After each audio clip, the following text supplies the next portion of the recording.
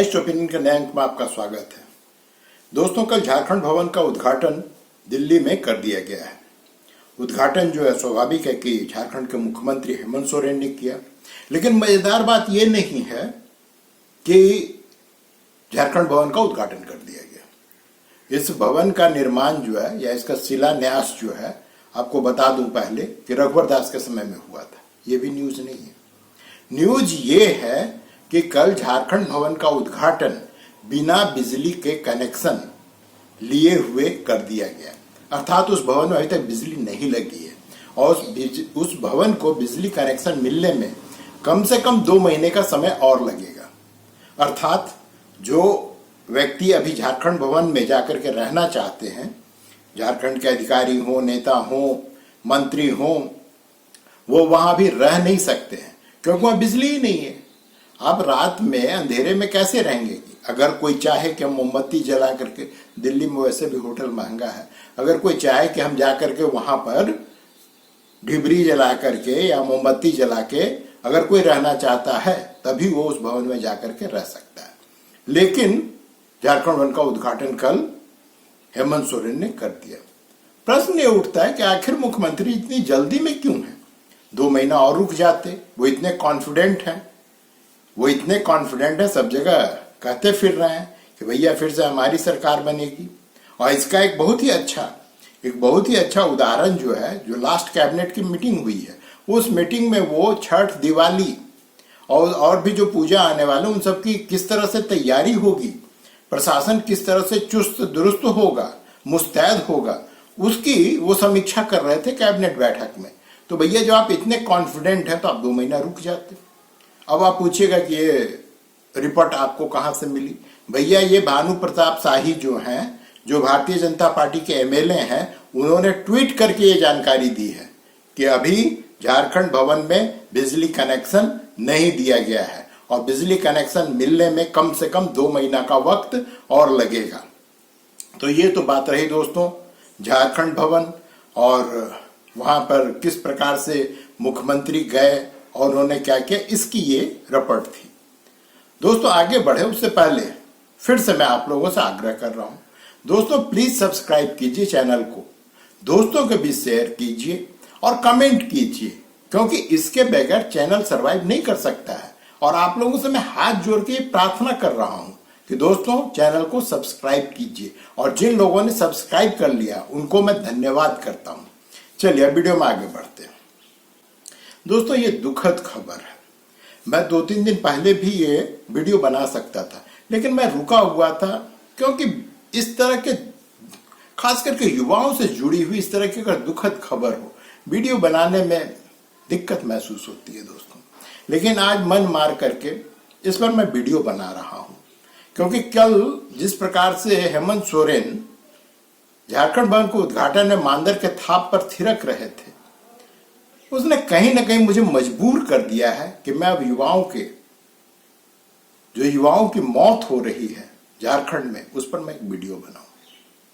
दोस्तों यहां पे बहुत बेरोजगारी है, बहुत सारे पोस्ट एडवर्टाइज किए जा रहे हैं, बहुत सारी परीक्षाएं कैंसिल हो रही हैं, बहुत सारे परीक्षा होने के बावजूद उसका रिजल्ट रुका पड़ा हुआ है। कल लैब असिस्टेंट का रिजल्ट जो है वैसे पब्लिश कर दिया गया है, लेकिन मैं आज सिर्फ और सिर्फ जो उत्पाद सिपाही एक्साइज डिपार्टमेंट में जो सिपाही की भर्ती होने वाली है, मैं सिर्फ उसकी बात करूंगा।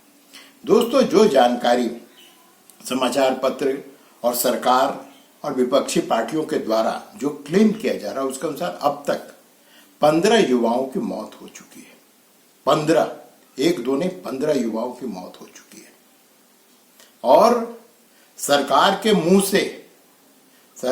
मुंह से या उसके अधिकारी के मुंह से इसके बारे में एक भी ना तो पश्चाताप के शब्द निकले हैं, ना तो उन युवाओं के मां बाप के पास जाकर के उनको सांत्वना देने की कोशिश हो रही है, न उनको कुछ मुआवजा देने की बात हो रही है। सरकार अभी भी कह रही है कि हम जांच करवा रहे हैं कि मौत हुई कैसे। मौत हुई है ये तो सत्य है ना। मौत कैसे हुई ये वहां पर कोई वो अकेले कमरे में जाकर के उसकी मौत नहीं हो रही थी, वो मैदान में हजारों की संख्या में युवाओं के बीच में दौड़ रहा था। वहां पदाधिकारी थे, कहने को वहां पे चिकित्सा पदाधिकारी थे, कुछ को अस्पताल ले जाया गया। ये एक साथ सरकार के सभी विभागों की पोल खोलती है कि अगर चिकित्सा पदाधिकारी वहां मौजूद था तो वो पहले से क्यों नहीं तैयार था कि इस तरह की कुछ घटनाएं हो सकती हैं, और उसके लिए मुझे कौन सा फर्स्ट एड पहले इस्तेमाल करना है। दूसरी तरफ जहां आप अस्पताल लेके गए, क्या वहां पे कोई व्यवस्था थी? क्या वहां पर पहले से कोई व्यवस्था की गई थी कि भादों के इस उमस में जब आप फिजिकल करवा रहे हैं, लड़कों को दौड़ा रहे हैं, तो आपने कोई व्यवस्था की थी? उत्तर है नील बट्टा सन्नाटा। और अगर वहां पे जो पदाधिकारी थे, क्या उनको कोई अनुमान नहीं था कि ऐसी कोई घटना हो सकती है?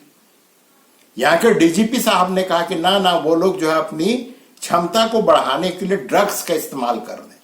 तो क्या आपके पास में कोई अगर ड्रग्स लेके वाकई अपनी क्षमता को बढ़ा रहा है तो उसको जांचने का कोई तरीका था, कोई मशीन थी? ये तो सिंपल ब्लड रिपोर्ट से पता चल जाता है। उत्तर है दोस्तों नहीं। अब इस परीक्षा का आपको इतिहास के बारे में बताता हूं दोस्तों। ये 1819 में सबसे पहली बार ये पब्लिश की गई थी कि एक्साइज विभाग में सिपाहियों की नियुक्ति होगी। उस समय परीक्षा का पैटर्न क्या था ये पहले आप जान लीजिए। उस समय पहले लिखित परीक्षा होनी थी, उसके बाद में फिजिकल होना था, और अंत में फिर इंटरव्यू के माध्यम से लोगों का सिलेक्शन होना था। जब हेमंत सरकार 19 में आई तो सबसे पहले तो उसने इस एडवर्टाइजमेंट को, जो एडवर्टाइज किया था, प्रकाशित किया गया था पदों को, उसको उन्होंने कैंसिल कर दिया, खत्म कर दिया।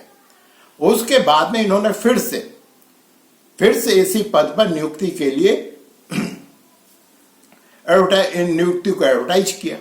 अब यहां पे इन्होंने परीक्षा के पैटर्न को बदल दिया। पैटर्न को क्या बदला कि इन्होंने कहा कि हम पहले फिजिकल लेंगे, उसके बाद में हम जो है लिखित या रिटन परीक्षा लेंगे, और अंत में हम इंटरव्यू के माध्यम से लोगों को सेलेक्ट करेंगे। अब इसमें देखिए दोस्तों खामी कहां पर है।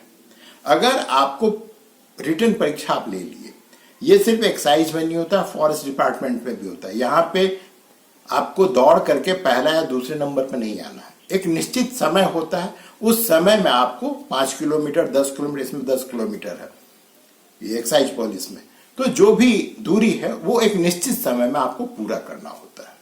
इसमें यह नहीं है कि आप इतने फिजिकली फिट हो कि जो पहला दूसरा तीसरा होगा सिर्फ उन्हीं लोगों का सिलेक्शन होगा, ऐसी कोई मापदंड इसमें नहीं है। तो इसमें जो अगर आप पहले रिटर्न ले लेते तो आपके पास में आ गए कि भैया जिनके अब आगे बढ़ने की कोई संभावना है, फिर आप फिजिकल करते, लोगों की संख्या कम होती, आप सुविधाएं ज्यादा दे सकते थे, और इन सब से बढ़कर के आप इसको जो भी 50 जगह पे आप 6, 7, 8 जगह पे कर रहे हैं, इसको आप सिर्फ रांची में ही कर सकते थे। यहाँ पे रिम्स है और भी बड़े बड़े अस्पताल हैं, यहाँ पे आप डॉक्टरों की नियुक्ति कर सकते थे। यहाँ पे ये तक अभी जो समाचार आ रहा है, मैं इसको सत्यापित नहीं कर रहा हूं, लेकिन दोस्तों ये तक खबर आ रही है कि कुछ चिकित्सा अधिकारी अर्थात डॉक्टर इन दौड़, जहां पे ये दौड़ हो रही है वहां पे जाने से इनकार कर दिया। यह हजारीबाग की रिपोर्ट है। हजारीबाग के किसी प्रखंड में वहां का जो चिकित्सा अधिकारी वो जाने से इनकार करता है। तो भैया सरकार का इकबाल है कहां? सरकार का इकबाल है कहां? सरकार क्यों नहीं कंपेल करती और इसको सस्पेंड करे, उठा के बाहर फेंके? क्या यहां पे बेरोजगार डॉक्टरों की झारखंड में कमी है? अगर वो जा रहा है तो उसके जगह पर दूसरे को लाओ तो सही, एक नजीर तो बने, एक उदाहरण तो सेट हो कि भैया अगर सरकार की बात नहीं मानोगे तो तुम्हारे साथ ये भी हो सकता है। लेकिन सरकार ने ऐसा कुछ नहीं किया। और सबसे मुख्य चीज है कि सरकार कितना असंवेदनशील है।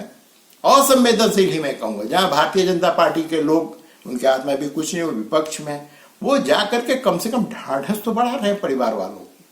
यहां पर सरकार का कोई अधिकारी, मंत्री तो बहुत दूर की चीज, अधिकारी जाने को तैयार नहीं है। अरे जा करके उन बूढ़ी आंखों, उन पथराई आंखों को कम से कम संतावना तो दो। वो कोई उच्च जाति राजा महाराजा के बच्चे नहीं हैं, और ना ही वो मूर्ख या जिसको कहते हैं कि मंदबुद्धि बच्चे हैं। वो बच्चे हैं जिन पर झारखंड का भविष्य टिका हुआ था। ये वो बच्चे हैं। आपको बताता चलो दोस्तों, बहुत ही दुखद खबर है। 6 लाख लोग इसमें अपीयर हो रहे हैं और 6 लाख में सोचिए कि एक सिपाही के पद के लिए इंजीनियर्स फॉर्म भर रहा है। जो इंजीनियर बन चुका है वो लोग फॉर्म भर रहा है। जो कुछ बच्चे इसमें भरे हैं वो ऑलरेडी पहले जो जेपीएससी की परीक्षा है उन सबका पीटीओ तक निकाल लिया है। अब आप समझ सकते हैं कि ये वो बच्चे थे जिन पर झारखंड का भविष्य टिका हुआ है। और इन बच्चों की तरफ जो उनके बूढ़े माँ बाप वो आस लगा के बैठे हुए थे उनकी, मैंने कल इनको नौकरी मिलेगा और हमारे परिवार की जो आर्थिक स्थिति है, सामाजिक स्थिति है, उसमें बदलाव आवेगा। ये वो माँ बाप है जो पेट काट कर इन बच्चों को पढ़ाया लिखाया था और आज उनके कंधे पे हाथ तक रखने को सरकार तैयार नहीं है। हाथ तक रखने को सरकार तैयार नहीं है। भानु प्रताप शाही जो हैं भाजपा के विधायक, वो जो मांग कर रहे हैं कि भैया कम से कम 20 लाख रुपए इनको मुआवजा दो और इनके परिवार के किसी एक व्यक्ति को नौकरी दो, उनका मजाक उड़ाया जा रहा है। सरकार सुनने की तो बात बहुत दूर की है, अगर इसके खिलाफ कोई वक्तव्य ही देती वो तक देने को तैयार नहीं है। सरकार मस्त है, यहाँ के युवा पस्त हैं। ये पूरे के पूरे नियुक्ति प्रक्रिया को इन लोगों ने मौत का कुआं बनाकर रख दिया है। मौत का कुआं बनाकर रख दिया। ये इतने जल्दीबाजी में है कि अभी 1 से 1.5 महीना के बाद में जब मौसम थोड़ा ठंडा हो जाएगा उस समय भी ये दौड़ प्रतियोगिता, ये फिजिकल करवाया जा सकता था। ये भादों का महीना जो होता है सितंबर अक्टूबर का, इसमें दोस्तों उमस ह्यूमिडिटी सबसे ज्यादा होती है। इसमें आम आदमी के लिए, स्वस्थ आदमी के लिए, आप जाइए थोड़ी दूर, आप देखिएगा आप हांफने लगते हैं या आप पसीना से भीग जाते हैं। और इस समय आप जो उम्मीद कर रहे हैं एक उत्पाद सिपाही से कि वो 10 किलोमीटर जो है एक निश्चित समय में तय करके पूरा करेगा। यहाँ पर बेरोजगारी इतनी ज्यादा है कि लोग कुछ भी करने को तैयार है। वो मौत के कुआं में छलांग लगाने को तैयार है कि हमको नौकरी तो मिले। और दोस्तों 15 युवा की मौत हो जाती है और ये सरकार अभी भी इसमें मस्त है कि हमने झारखंड भवन का बिना बिजली कनेक्शन के उद्घाटन कर दिया है। क्या सरकार को इस बात का डर है कि वो दोबारा आ नहीं पाएगी? क्या झारखंड भवन में एक शिलापट इनके नाम का हो, इसके लिए बिना बिजली कनेक्शन के ये 2 महीना पहले जो है उस झारखंड भवन का उद्घाटन कर देता है? क्यों? क्योंकि भारतीय जनता पार्टी को क्रेडिट ना मिले। अरे भारतीय जनता पार्टी को क्रेडिट तो मिल ही चुका है, क्योंकि रघुवर दास जो उस समय मुख्यमंत्री थे उन्होंने ही शिलान्यास किया था। आप उसको कैसे मिटाएंगे? ये भी हो सकता है कि आप उस जो शिलापट है उसको उखाड़ के फेंक दीजिए आप उसको। आप कहिए कि नहीं हम ही सब कुछ किए हैं। ये जो क्रेडिट लेने की जो दौड़ है, ये अंधी दौड़ है, जिसमें कोई ये नहीं देखता है कि हम किसी भी कार्य को एक अच्छे ढंग से पूरा कर लें, उसके बाद ही उसका उद्घाटन करें। सब जगह मेरा नाम जो शिलापट पे लगना चाहिए, शिलापट पे तुम्हारा नाम लगना चाहिए। इन युवाओं के माँ बाप से जाके कभी मिले हो? अब मिलने की तुम्हारी हिम्मत है? जो भी यहाँ पे सरकार है, जो भी यहाँ के अधिकारी, उनकी हिम्मत है कि उनकी आंखों में झांक करके कहे कि मैंने अपनी मूर्खता से तुम्हारे बच्चों को मार डाला है?